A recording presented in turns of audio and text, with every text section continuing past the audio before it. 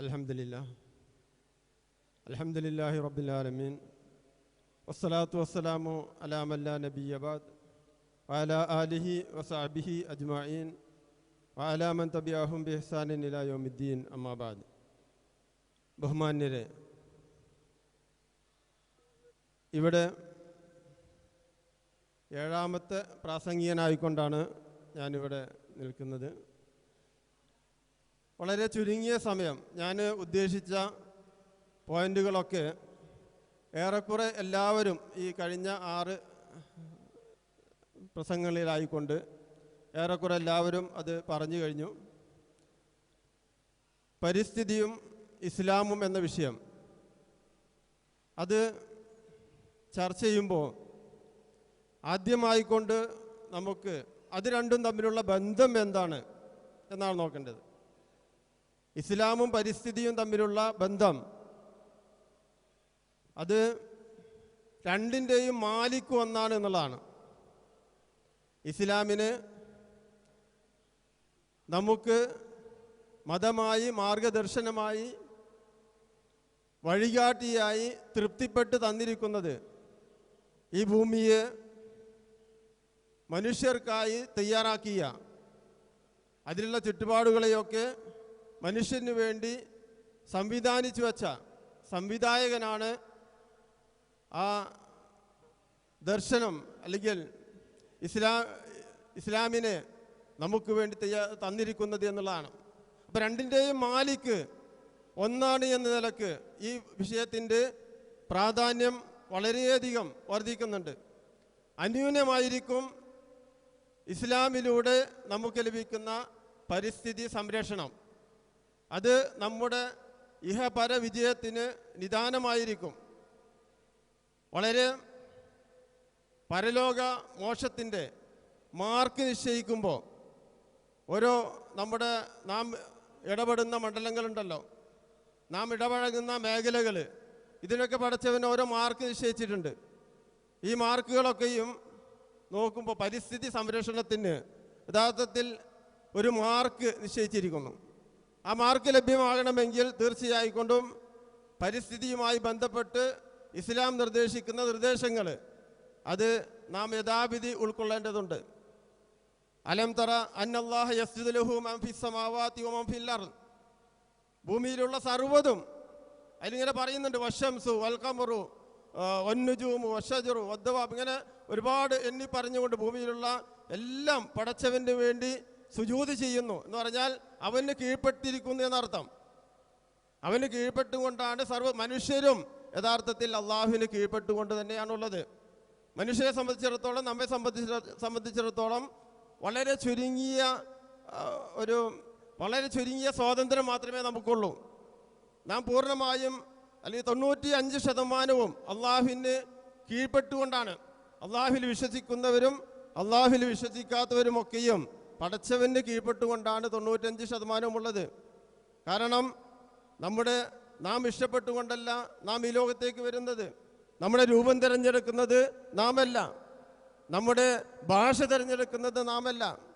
നമുക്ക് നാളെ എന്ത് സംഭവിക്കുമെന്നുള്ളത് നമ്മുടെ പരിധിയിൽപ്പെട്ടതല്ല. ഇങ്ങനെ എല്ലാം നോക്കുമ്പോൾ നമ്മുടെ സ്വാതന്ത്ര്യം വളരെ തുച്ഛമാണ്. നമുക്ക് കുറച്ച് കാര്യങ്ങൾ തിരഞ്ഞെടുക്കുവാനുള്ള സ്വാതന്ത്ര്യം തന്നിട്ടുണ്ട് എന്ന് മാത്രം. അതിൽ പരിസ്ഥിതി സംരക്ഷിക്കുക, പരിസ്ഥിതിയുമായി ബന്ധപ്പെട്ട കുറേ കാര്യങ്ങളുമുണ്ട്. അപ്പോൾ ഈ പരിസ്ഥിതിയുമായി ബന്ധപ്പെട്ട കാര്യങ്ങൾ അതിൽ നമുക്കൊന്നിലും ഉടമസ്ഥാവകാശം തന്നിട്ടില്ല എന്നുള്ളതാണ്. ഈ ലോകത്തിലുള്ള ഒന്നിലും നമുക്ക് ഉടമസ്ഥാവകാശം തന്നിട്ടില്ല. അത് ഉപയോഗിക്കുവാനുള്ള സ്വാതന്ത്ര്യം മാത്രമാണ് തന്നിട്ടുള്ളത്. അപ്പോൾ അത് ഉപയോഗിക്കേണ്ടത് എങ്ങനെയാണ് എന്ന് വളരെ കൃത്യമായി നമുക്ക് പഠിപ്പിച്ചു തരുന്നുണ്ട്. ഭൂമിയിലൊരു ഖലീഫയായിക്കൊണ്ടാണല്ലോ നമ്മൾ നിയമിച്ചിരിക്കുന്നത്. ഖലീഫ എന്ന് പറയുമ്പോൾ സ്വാഭാവികമായിക്കൊണ്ടും നമുക്ക് ചില ഉത്തരവാദിത്തങ്ങളുണ്ടാവും. ആ ഉത്തരവാദിത്തങ്ങൾ നിർവഹിക്കുക, അപ്പോഴാണ് നാം ശരിക്കും ഖലീഫയായിത്തീരുന്നത്. ഇപ്പോൾ പ്രകൃതിയിലെ വിഭവസമ്പത്ത് അത് ഏറ്റവും അധികം കയ്യേറുന്നത് മനുഷ്യനാണ്. എന്നാൽ മനുഷ്യനെ സംബന്ധിച്ചിടത്തോളം അവന് അവൻ്റെ താമസവും അവൻ്റെ ഭക്ഷണവും മറ്റുള്ള ജീവജാലങ്ങളെക്കാൾ വളരെ കുറച്ചാണ്. അപ്പോൾ മാളങ്ങളിലും അതുപോലെ തന്നെ മരച്ചില്ലകളിലും വെള്ളത്തിൻ്റെ അടിയിൽ പോലും ജീവികൾ സുഖമായി ജീവിക്കുന്നു. നമുക്കറിയാമല്ലോ, പാമ്പുകൾക്ക് മാളമുണ്ട്, പറവകൾക്ക് ആകാശമുണ്ട്, മനുഷ്യപുത്രന് തല ചായ്ക്കാൻ മണ്ണിലിടമില്ല എന്ന് പറയുന്ന ആ വരികളൊക്കെ മനുഷ്യനെ സംബന്ധിച്ചിടത്തോളം മനുഷ്യന് അവൻ കയ്യേറ്റങ്ങൾ നടത്തുന്നു. അവൻ കയ്യേറ്റങ്ങൾ നടത്തുമ്പോൾ അവന് തന്നെ അത് വിനയായി തീരുന്നു എന്നുള്ളതാണ്. അവൻ്റെ ആ ചുറ്റുപാടുകളെ ശരിക്കും സംരക്ഷിക്കുവാൻ അവന് സാധിക്കുന്നില്ല, അവൻ കയ്യേറ്റങ്ങൾ നടത്തുമ്പോൾ. അപ്പോൾ ഇങ്ങനെ ഒരു അവസ്ഥ വന്നപ്പോഴാണ്, ഒരു വർഷങ്ങളായി ഇങ്ങനെ ചില അവസ്ഥകൾ വന്നപ്പോഴാണ് നമുക്ക് ഒരു പരിസ്ഥിതി സംരക്ഷണ ദിനം എന്ന പേരിൽ അന്താരാഷ്ട്ര ലെവലിൽ തന്നെ, ആഗോള ലെവലിൽ തന്നെ ഒരു ദിനം ജൂൺ 5 നിശ്ചയിക്കപ്പെട്ടത്. അതിനുശേഷം ഒരുപാട് ഗവൺമെൻറ്റുകൾ അതിനനുസൃതമായ ഒരുപാട് കാര്യങ്ങൾ സംരക്ഷിക്കുകയും അങ്ങനെ അവർ പരിസ്ഥിതി സംരക്ഷണത്തിന് വേണ്ടി നിലകൊണ്ട ചില കാര്യങ്ങളിലൂടെയാണ് ഇന്ന് കുറേയൊക്കെ മനുഷ്യൻ അതുമായി ബന്ധപ്പെട്ട് ജീവിക്കുന്നത്. എന്ന് പറഞ്ഞാൽ ഇപ്പോൾ കാടുകൾ അന്യായമായും അല്ലെങ്കിൽ ആവശ്യത്തിനും അനാവശ്യത്തിനുമൊക്കെ കയ്യേറി അത് നശിപ്പിക്കുന്നൊരവസ്ഥ പണ്ടുകാലങ്ങളിൽ കൂടുതലായിക്കൊണ്ടുണ്ടായിരുന്നു. എന്നാൽ ഇന്ന് അതിനൊക്കെ ഒരു പരിധി വരെ സംരക്ഷണം വന്നിട്ടുണ്ട്. ഇന്ന് കാടുകൾ കയ്യേറുന്ന അവസ്ഥ പണ്ടുകാലങ്ങളിൽ ഉള്ളതുപോലെ ഇല്ല. അപ്പോൾ പരിസ്ഥിതി സംരക്ഷണവുമായി ബന്ധപ്പെട്ട് ആഗോളതലത്തിൽ തന്നെ ഒരുപാട് മാറ്റങ്ങൾ വന്നതുകൊണ്ട് നമുക്ക് ഇവിടെ പരിസ്ഥിതി സംരക്ഷണം ഒരു ചുരുങ്ങിയ ലെവലിലെങ്കിലും നടക്കുന്നുണ്ട് എന്നുള്ളതാണ് നമുക്ക് കാണാൻ സാധിക്കുന്നത്. ഇസ്ലാം 3 കാര്യങ്ങളെ വളരെ കൃത്യമായി നിരോധിക്കുന്നത്, മനുഷ്യരിൽ ഉണ്ടാകാൻ പാടില്ല എന്ന് പറയുന്നത് വളരെ പരിസ്ഥിതിയുമായി ബന്ധപ്പെട്ടുകൊണ്ടാണ്.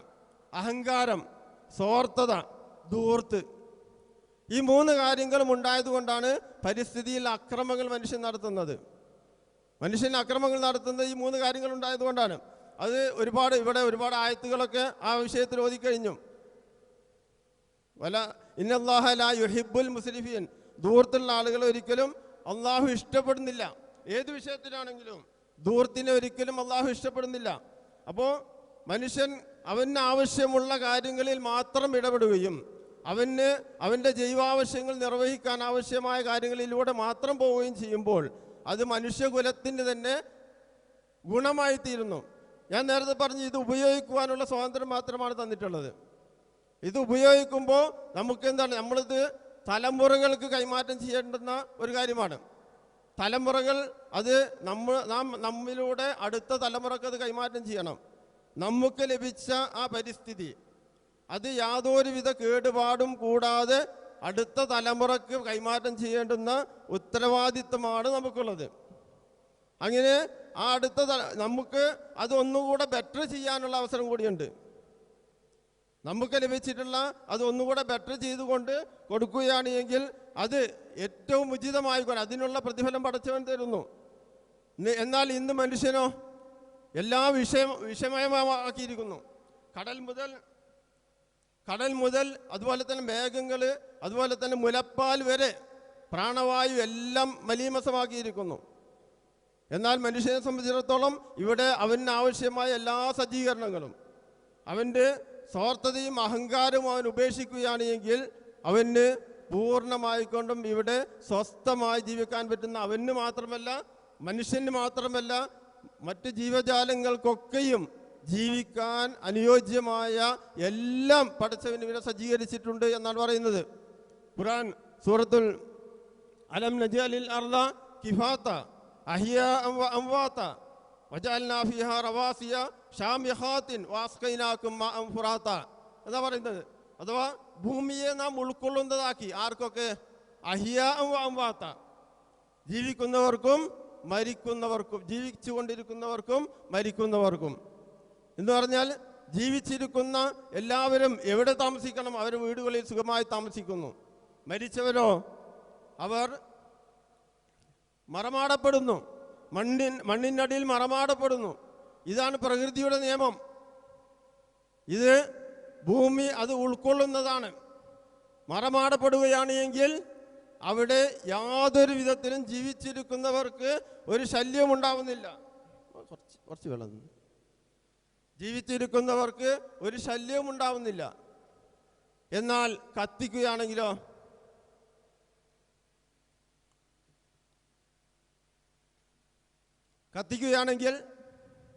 നമ്മൾ ഏക സിവിൽ കോഡിൻ്റെ ഈ ചർച്ച ചെയ്യുന്ന ഈ അവസരത്തിലൊക്കെ നാം മനസ്സിലാക്കേണ്ടുന്ന ഒരു പോയിന്റാണത്. കത്തിക്കുകയാണെങ്കിൽ പരിസ്ഥിതി, അന്തരീക്ഷം മലീമസമാവുന്നു. അത് മനുഷ്യർക്ക് ദോഷകരമായിത്തീരുന്നു, പരിസ്ഥിതിക്ക് മോശമായിത്തീരുന്നു. എന്നാൽ അതുപോലെ തന്നെ ഗംഗയുടെ ഓളങ്ങളിൽ ആയിരക്കണക്കിന് ശവങ്ങൾ ഇങ്ങനെ ഒഴുകിക്കൊണ്ടേയിരിക്കുകയാണ്. ഗവൺമെൻറ് അതിനുള്ള എല്ലാ ഒത്താശകളും ചെയ്തുകൊണ്ടിരിക്കുന്നു. അത് ഒരിക്കലും പരിസ്ഥിതിയുമായി ബന്ധപ്പെട്ടതല്ല, പരിസ്ഥിതിക്ക് യോജിച്ചതല്ല. അങ്ങനെ ഏതെങ്കിലും മതങ്ങൾ അതിന് അനുകൂലമായി കൊണ്ട് നിൽക്കുന്നുണ്ട് എങ്കിൽ അത് യഥാർത്ഥ മതമല്ല എന്ന് തിരിച്ചറിയാൻ ബുദ്ധിയുള്ള ആളുകൾക്ക് കഴിയും. അതുപോലെ തന്നെ ആടുമാടുകളെയൊക്കെ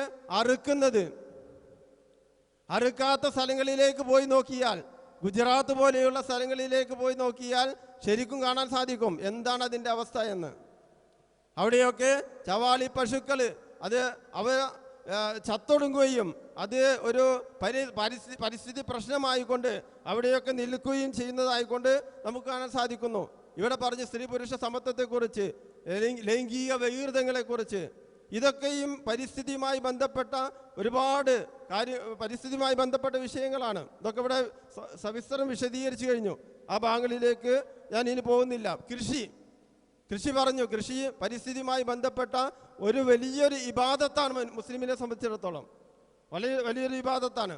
ഒമാമിൻ ദാബത്തിൻ ഫിൽ അർളി ഇല്ലാ അലല്ലാഹി റിസ്ഖുഹ എന്നാണ്. ഒമാമിൻ ദാബത്തിൻ ഫിൽ അർളി ഇല്ലാ അലല്ലാഹി റിസ്ഖുഹ വയഅലമു മുസ്തഖറഹ വമുസ്തൗദഅഹ.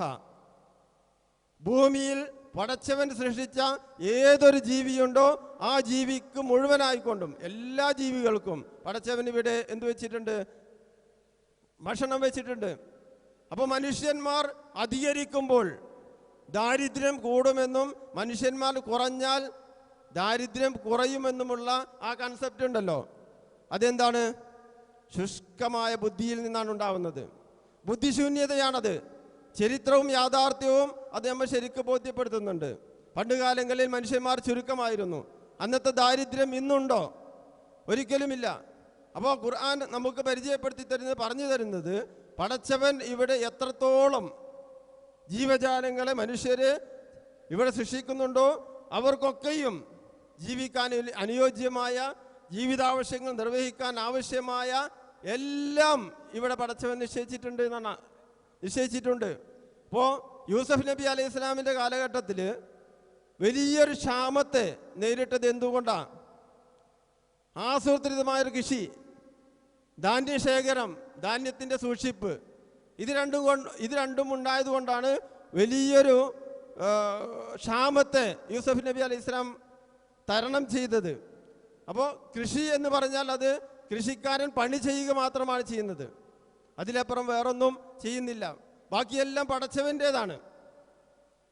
അഫറഅയ്തുമുൽ മാഅ അല്ലദീ തശ്റബൂൻ അഅൻതും അൻസൽതുമൂഹു മിനൽ മുസ്നി അം നഹ്നുൽ മുൻസിലൂൻ എന്ന് ഖുർആൻ ചോദിക്കുന്നുണ്ടല്ലോ. നിങ്ങൾ കുടിക്കുന്ന വെള്ളം, അതിനെക്കുറിച്ച് അഫറഅയ്തും ബുദ്ധിയോട് ബന്ധപ്പെട്ട ചോദ്യമാണ് എന്ന് കഴിഞ്ഞ ക്ലാസ്സുകളിൽ പറഞ്ഞു. റഅ എന്നുള്ള പദം ബുദ്ധിയോടാണ് ചോദിക്കുന്നത്. അതുകൊണ്ടാണ് മാസം കണ്ടാൽ എന്ന് പറഞ്ഞാൽ ബുദ്ധി കൊണ്ട് കണ്ടാൽ എന്ന് നമ്മൾ പറയുന്നത്. കണ്ണുകൊണ്ട് കാണേണ്ട ആവശ്യമില്ല, ബുദ്ധി കൊണ്ട് കാണാൻ പറ്റിയൊരു കാലം വന്നാൽ കാണണം, അത് കണ്ടാൽ മതി എന്ന് പറയുന്നത് അതുകൊണ്ടാണ്. സാന്ദർഭികമായി സൂചിപ്പിച്ചെന്ന് മാത്രം. അപ്പോൾ അഫറഅയ്തുമുൽ മാഅ അല്ലദീ തശ്റബൂൻ, നിങ്ങൾ കുടിക്കുന്ന വെള്ളം അത് എങ്ങനെ, അതിനെപ്പറ്റി നിങ്ങൾ ചിന്തിച്ചിട്ടുണ്ടോ? അൻതും, നിങ്ങളാണോ? അൻസൽതുമൂഹു മിനൽ മുസ്നി, മേഘത്തിൽ നിന്ന് നിങ്ങൾ ഇറക്കിയത്, അത് ഞാനാണോ എന്ന് ഖുർആൻ ചോദിക്കുന്നുണ്ട്. അപ്പോൾ ആ രൂപത്തിൽ പടച്ചവൻ എല്ലാ വിധത്തിലുമുള്ള സജ്ജീകരണങ്ങളും ഇവിടെയുള്ള സർവ്വജീവജാലങ്ങൾക്കും സജ്ജീകരിച്ചു വെച്ചിട്ടുണ്ട്. മനുഷ്യൻ അവൻ്റെ അഹന്ത കൊണ്ട്, അവൻ്റെ സ്വാർത്ഥത കൊണ്ട് അതിൽ കയ്യേറ്റങ്ങൾ നടത്തുമ്പോൾ മാത്രമാണ് എല്ലാവർക്കും അതിൽ പ്രശ്നങ്ങൾ ഉണ്ടായിത്തീരുന്നത്. ഇപ്പോൾ കൃഷിയുമായി ബന്ധപ്പെട്ട് നമുക്ക് നമ്മുടെ ജീവിതത്തിൽ ഒരു പക്ഷേ നമുക്ക് ലാഭമുണ്ടായി, ഡയറക്റ്റ് ലാഭം, രണ്ട് ലാഭങ്ങളുണ്ട്, ഡയറക്റ്റ് ലാഭം, ഇൻഡയറക്റ്റ് ലാഭം. ഡയറക്റ്റ് നമുക്ക് ലാഭം ലഭിക്കുന്നില്ല എങ്കിലും ഇൻഡയറക്റ്റായിട്ട് ഒരുപാട് ലാഭമുണ്ട്. കൃഷി നമ്മുടെ വിശ്വാസത്തിൻ്റെ ഭാഗമാണ്. നാം ഭക്ഷിക്കുന്ന ഭക്ഷണം നമ്മുടേതായ പങ്ക് അതിൽ വഹിക്കണം എങ്കിൽ നമുക്ക് പരിസ്ഥിതിയുമായി ബന്ധപ്പെട്ട് നമ്മുടെ ഭക്തിയും നമ്മുടെ ആത്മീയതയും ഒക്കെ പരിസ്ഥിതിയുമായി ബന്ധപ്പെട്ടുകൊണ്ടിരിക്കണം. അല്ലാത്ത ഭക്തിയും ആത്മീയതയും എന്താണ്? അതൊക്കെ അപൂർണമായിരിക്കുമെന്നുള്ളതാണ്. നമ്മുടെ ഭക്തിയും ആത്മീയതയും പരിസ്ഥിതി സംരക്ഷണവുമായി ബന്ധപ്പെട്ടുകൊണ്ടിരിക്കണം. അങ്ങനെ ബന്ധപ്പെട്ടുകൊണ്ടിരിക്കാത്ത ഭക്തിയും ആത്മീയതയും അപൂർണമായിരിക്കുമെന്നാണ് പറയുന്നത്. നാം ഒരു മരം നടുകയാണെങ്കിൽ പറഞ്ഞല്ലോ, ആ മരത്തിന് അതിൽ നിന്ന് പക്ഷികൾ ഭക്ഷിച്ചാലും അതിൽ നിന്ന് നിലത്ത് വീണിട്ട് ബാക്ടീരിയ തിന്ന് പോയി കഴിഞ്ഞാലും, അതുപോലെ കട്ടുകൊണ്ട് പോവുകയാണെങ്കിൽ പോലും, ഔ സുരിഖ എന്നൊക്കെയാണ് ഹദീസുള്ളത്, കട്ടുകൊണ്ട് പോവുകയാണെങ്കിൽ പോലും എന്നിട്ട് അതിന് കൂലിയുണ്ട്. അത് നമുക്കൊരു പ്രതിഫലമായിക്കൊണ്ട് പടച്ചവൻ ഇവിടെ രേഖപ്പെടുത്തും എന്നാണ് ഹദീസും ഖുർആനും ഒക്കെ നമുക്ക് പറഞ്ഞു തരുന്നത്. അപ്പോൾ ഈ രൂപത്തിൽ പരിസ്ഥിതിയുമായി ബന്ധപ്പെട്ടുകൊണ്ട് നമുക്ക് ഒരുപാട് നിർദ്ദേശങ്ങളും ഉപദേശങ്ങളുമാണ് നമുക്ക് നൽകിയിട്ടുള്ളത്. അത് നാം നമ്മുടെ തലമുറക്ക്, നമ്മുടെ അടുത്ത തലമുറക്ക് നാം ഈ പരിസ്ഥിതിയെ കൈമാറ്റം ചെയ്യുമ്പോൾ യാതൊരുവിധ പോറലും ഏൽക്കാതെ കൈമാറ്റം ചെയ്യുമെന്നുള്ള ഒരു ദൃഢനിശ്ചയം ഉണ്ടായിരിക്കണം. അതുപോലെ തന്നെ പ്ലാസ്റ്റിക്, ഇതൊക്കെ വീട്ടിൽ കൊണ്ടുവരുന്ന പ്ലാസ്റ്റിക് ഇതൊക്കെ ശരിക്കൊന്ന് കത്തിക്കുകയാണെങ്കിൽ അത് പ്രയാസമാണ്. കത്തിക്കാനുള്ള പ്രയാസമില്ല.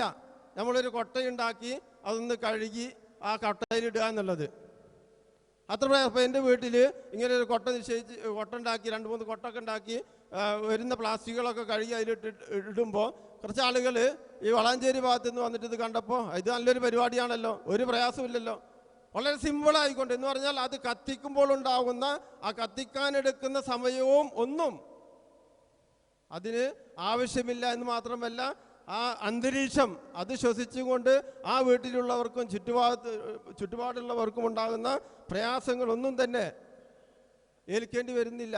ഒരു വാഹനം നമ്മൾ ഉപയോഗിക്കുന്നുണ്ട് എങ്കിൽ ചില വാഹനങ്ങളുടെ പിന്നാലൊക്കെ പോയാൽ അതിൻ്റെ പുകണ്ട് അടിച്ചിട്ട് പുക തുപ്പിയിട്ട് ബാക്കിലുള്ള ആളുകൾക്ക് പോകാനേ പറ്റില്ല. ആ രൂപത്തിലാണത്. അങ്ങനത്തെ വാഹനങ്ങൾ ഓടിക്കുന്നവൻ അവൻ്റെ ഭക്തിയും ആത്മീയതയും ശരിയല്ല എന്ന് തന്നെ നമ്മൾ മനസ്സിലാക്കണം. അപ്പോൾ ഈ രൂപത്തിലൊക്കെ ഒരുപാട് നാം പ്രവേശിക്കുന്ന രംഗങ്ങളിലൊക്കെയും പരിസ്ഥിതിയുമായി ബന്ധപ്പെട്ട് ഒരുപാട് ചിന്തിക്കുകയും അതിനനുസരിച്ച് പ്രവർത്തിക്കുകയും ചെയ്യുക. ഞാൻ കൂടുതലായിക്കൊണ്ടൊന്നും പറയുന്നില്ല. എല്ലാവർക്കും ഒരുപാട് നേരം ഇരുന്നത് കൊണ്ട് എല്ലാവരും പുറത്തു പോകാൻ വേണ്ടിയുള്ള വെമ്പലാണ്. അതുകൊണ്ട് ഈ രംഗത്ത് നമുക്ക് കഴിവിൻ്റെ പരമാവധി ഈ പരിസ്ഥിതിയെ സംരക്ഷിച്ചുകൊണ്ട് അടുത്ത തലമുറയ്ക്ക് യാതൊരുവിധ പോറലും ഏൽക്കാതെ ഒരു റിലേ സിസ്റ്റം എന്ന നിലക്ക് അതിനെ കൈകാര്യം ചെയ്യുവാൻ നാം എല്ലാവരും തയ്യാറാവുക. സർവാധിനാഥൻ നമ്മുടെ ഉത്തരവാദിത്തങ്ങൾ നിർവഹിച്ചുകൊണ്ട് മരിച്ചു പോകുന്ന നല്ലവരായ സജ്ജനങ്ങളുടെ കൂട്ടത്തിൽ നമ്മെ എല്ലാവരെയും ഉൾപ്പെടുത്തി അനുഗ്രഹിക്കുമാറാവട്ടെ. വാഹൃദാവാന അൽഹംദുലില്ലാഹി റബ്ബിൽ ആലമീൻ.